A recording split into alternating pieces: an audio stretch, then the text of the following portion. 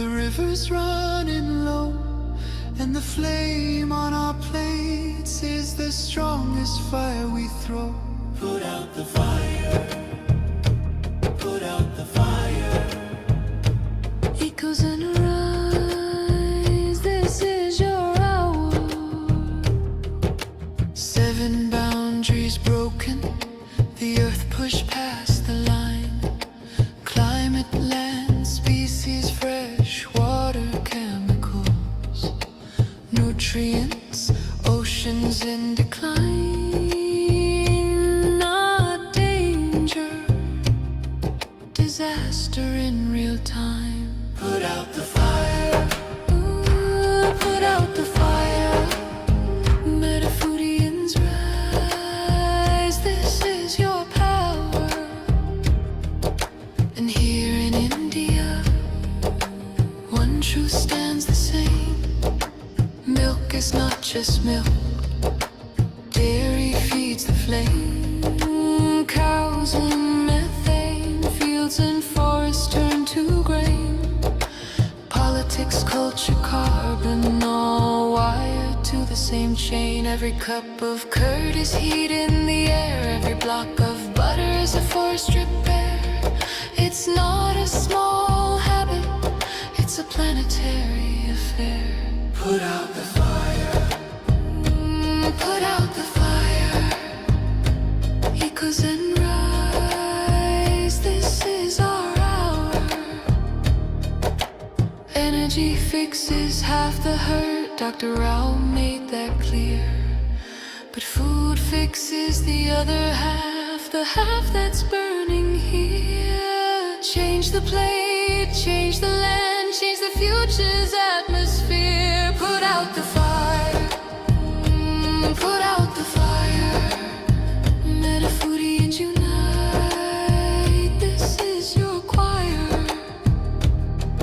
Every millet, every fruit, every sapseed, every bean is water on the wildfire of a world we've never seen. Every oil-free bite is a river turning clean. This is not perfection, it's direction. Not pressure, but protection. A week of choices can cool a generation. A company's courage can ignite a nation. Put out the fire, ooh, put out the fire. Echoes and rise, this is your hour. Metafoodians unite, Metafoodians ignite. Sharing love in the metazone, light in the path to a cooler home. Put out the fire, ooh, put out the fire. Together we rise, together we inspire.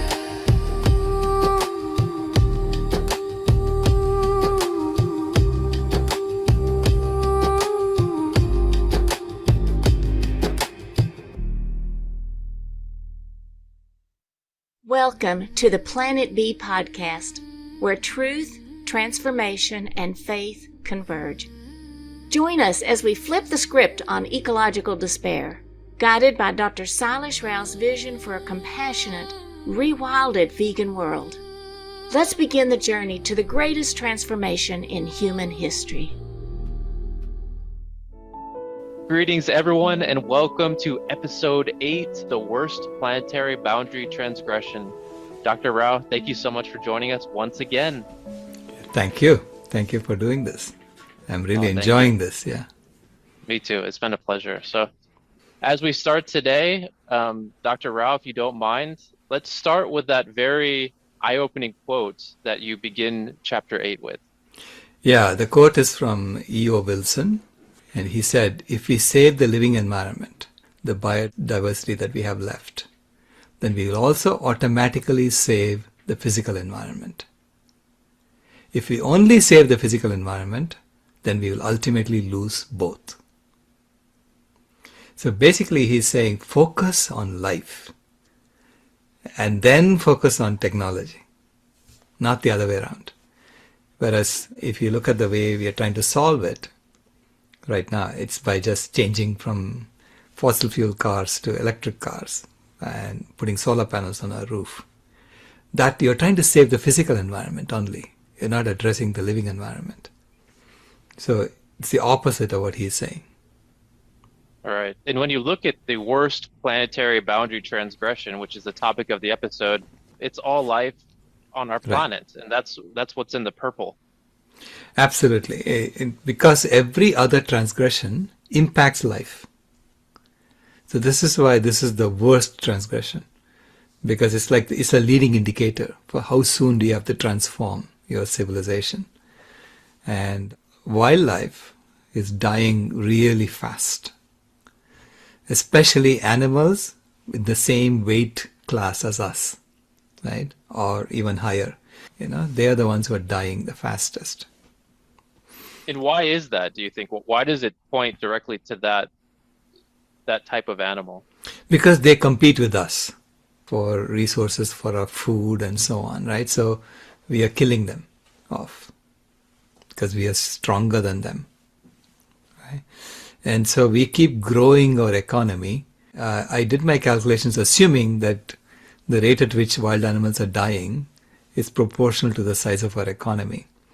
And that seems to be a very good proxy for predicting how fast wild animals are going to die off. Wow. So the more you grow the economy, the more they're going to die off. So it's clearly, correlated. So when we go into this specific planetary boundary transgression, what is the overall impact that it's having on our planet? It's basically destabilizing the life support systems of the planet, because animals are part of nature. The life support systems are not just the food that we eat, it's also the oxygen that we breathe, the clean water that we drink, and so on. All those things are being impacted, right? So the food that we eat is getting contaminated. Not only our food, but all the animals' food is also getting contaminated. The air that we breathe is getting polluted. People are dying of breathing polluted air. In lots of places, they're dying already. And then the water that we drink is contaminated. So as we impact the life support systems like this, eventually life cannot continue anymore. And the whole thing collapses. Right. Because if trees are not able to filter the water anymore, what are they going to do? They're going to just literally die. See, if trees die, then oxygen stops getting produced. Then you cannot breathe oxygen and you die because of that. Not only trees, but also the ocean is producing oxygen. And there again, we are impacting, right, the life support systems. So the worst planetary boundary transgression in the chapter, I talk about biodiversity loss, but there are two of them that have been rated in the purple zone. So it's biosphere integrity and chemical pollution, according to the 2025 Planetary Health Check report, which came out after my book got published. Okay, so in 2025 they said there were 7 planetary boundary transgressions, not 6. So they added ocean acidification as a planetary boundary transgression, and they also rated these two as purple: chemical pollution and biosphere integrity. All right. So in Chapter 8, you share data from the World Wildlife Fund and highlight how their report released every 2 years is basically reporting what's 4 years ago. Right. Yeah. So essentially, when we get these reports, the numbers are much lower than they probably actually are at the time that we received the report. Correct. Yeah. So you have to extrapolate for at least another 4 years to see where we are today. Right. So in 2014, the report said that between 1970 and 2010, we wiped out 52% of all the wild animals on the planet. And that's a survey of over 3,000 or 4,000 species, different kinds of species. And they add up the total weight of the species. And that's how they come up with the number, this one single number. Now, that number, between 10,000 years ago and 1970, we had already wiped out 60% of the wild animals on the planet. So this 52% is on top of the 60%. Wow. Okay, so which means 52% of the remaining 40% that was there that we wiped out. Which means what is left is really, we have wiped out then more than 80% for all the wild animals that lived 10,000 years ago, as of 2010. That's shocking. Right? As of 2010. And that report came out in 2014. And then in 2016, they said 52% became 58% by 2012. So it went from 52% to 58% in 2 years. So which means that we are on track to hit 100% by 2026. That's what I calculated. This is why 2026 became this magic year that I wanted to get the world to go vegan by, right? And even then you could say, why wait till 2026? You should have done it right then. As soon as we discovered, right, we should be doing it. Of course, it takes time for us to digest the data and understand what's really going on. But if you don't do it by 2026, we have no business pretending to be an intelligent species. I don't want to hear about human supremacism anymore. That's what I'm saying. I don't want to hear about that at all, because you've established that you're not only are we lacking in intelligence, we are probably less intelligent than the least intelligent of all the other species. Okay, so let's start. To me, it's just the exact opposite is what we are showing. We're pretending to be the superior species, and we are doing the exact opposite of what an intelligent species would do. And what is that to you, Dr. Rao? How would you define an intelligent species? An intelligent species understands how to adapt to changing environmental circumstances. That's the first sign of intelligence, right? You know how to live. If you don't know how to live, you're going to be wiped out. That's quite simple. Right? And I see mice know better to do that than human beings. They all know how to adapt. We haven't adapted yet. We haven't even understood our own data. And it's something really interesting in this chapter is you talk about how each animal, including humans, and the human side is more in the next chapter, but how each animal, each plant, they all play a role. And you share this beautiful story of the elephant and the jackfruit. Yeah. So maybe just share a little bit about, because it goes back to your definition, I think, really of adaptation and just belonging to nature. But what is this role that including humans, we all play on Mother Earth? Yeah, every species plays a role in maintaining life on the planet and enabling life to thrive on the planet. Every species plays a role. If you don't have a role, you'll be wiped out. Nature is very, very unforgiving that way. She says, okay, I don't need this excess. You're gone, right? You don't get enough food and you die. And so every species plays a role. The elephant is very good at transporting jackfruit seeds and spreading the jackfruit tree far and wide. This is why the jackfruit tree offers the fruit to the elephant.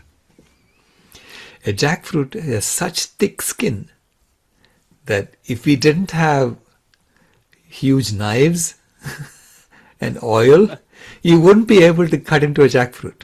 Okay? Try eating a jackfruit with your own teeth. It's impossible. No animal can eat it except the elephant. Or, birds with long beaks can eat it because they have to make a hole in that and then eat. So you'll see actually, if you look at a jackfruit tree, you may see a jackfruit with a hole in it. You know that the jackfruit is ripe because a bird started eating it. And then an elephant comes and grabs the entire jackfruit, puts it in her mouth, and eats it. Okay? And she can eat it with the skin because her mouth is huge and she's got big, big teeth. And she's vegan. And she's vegan, right?